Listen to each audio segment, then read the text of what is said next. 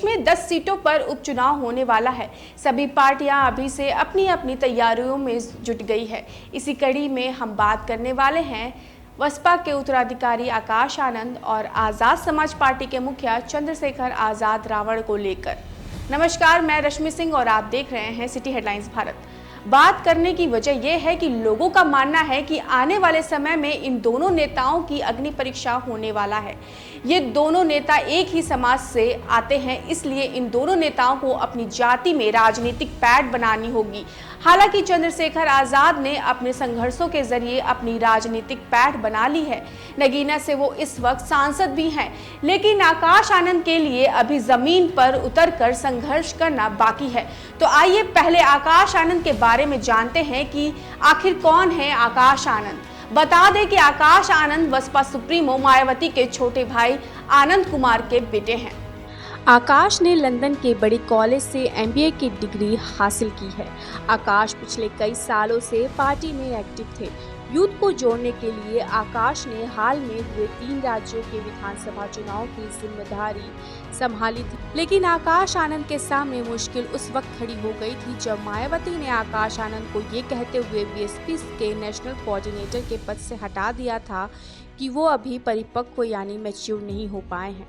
मायावती ने ये भी संकेत दिया था कि पूरी तरह मैच्योर होने तक आकाश आनंद को इंतजार करना होगा। लेकिन तब मायावती की बातों से ऐसा बिल्कुल नहीं लगा था कि आकाश आनंद 2 महीने में ही इतने मैच्योर हो जाएंगे कि कामकाज संभालने लायक समझे जाने लगेंगे। मायावती ने तब भी चौंकाया था, तो एक बार फिर वैसे ही चौंकाया है और इसकी वजह खास है और इसलिए कुछ सवाल खड़े होते हैं। ये सवाल स्वाभाविक रूप से मायावती के मन में जरूर उभर रहे होंगे। जब से मायावती ने राजनीति में कदम रखा तब से वो दलित राजनीति की सबसे बड़ी नेता बनी हुई है। उनसे पहले भी कई दलित नेता मुख्य धारा की राजनीति में सक्रिय थे, लेकिन काशीराम ने ऐसा दांव चला कि मायावती सब पर भारी पड़ी। गुजरते वक्त के साथ मायावती की जमीन खिसकती चली गई और एक बार फिर वो शून्य के करीब पहुंच चली है।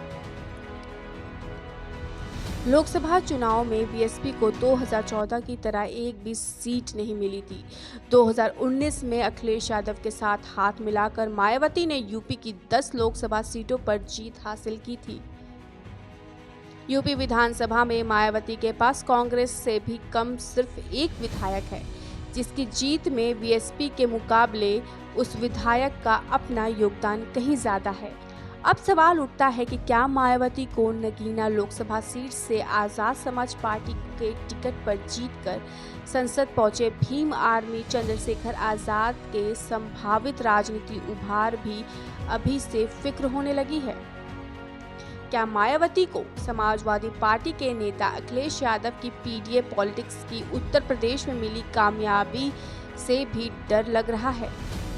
इसलिए अब माना जा रहा है कि मायावती ने अपने भतीजे आकाश आनंद को राजनीति में लाकर अखिलेश यादव और चंद्रशेखर आजाद के मंसूबों पर पानी फेरने की कोशिश करने में लगी है। माना जाता है आकाश आनंद के अंदर वो काबिलियत है जो मायावती के खोए हुए जनाधार को वापस ला सकता है। लोकसभा चुनाव में आपने देखा होगा कि किस तेवर और अंदाज में आकाश आनंद ने बीजेपी और समाजवादी पार्टी को ललकारा था। यही नहीं, आकाश आनंद ने यहां तक भी कह दिया था कि अगर बीजेपी वाले दिख जाएं तो उनको जूतों से मारकर भगाओ। जिसके बाद ये माना जाता है कि मायावती ने आकाश आनंद के रौद्र रूप को देखकर पार्टी से निष्कासित कर दिया था। लेकिन एक बार मायावती ने आकाश आनंद के ऊपर विश्वास जताया है। अब देखने वाली बात यह होगी कि क्या आकाश आनंद मायावती की खोई हुई जनाधार को वापस ला पाएंगे या नहीं।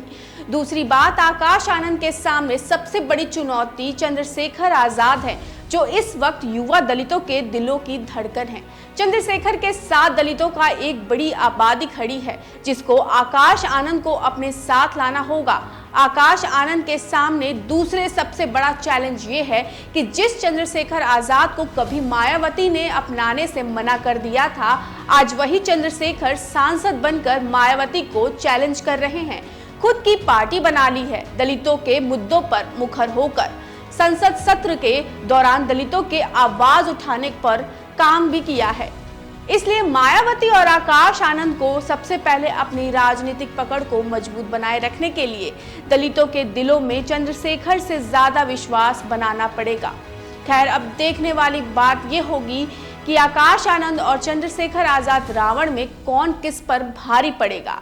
ऐसे ही तमाम खबरों को देखने के लिए देखते रहिए सिटी हेडलाइंस भारत। नमस्कार।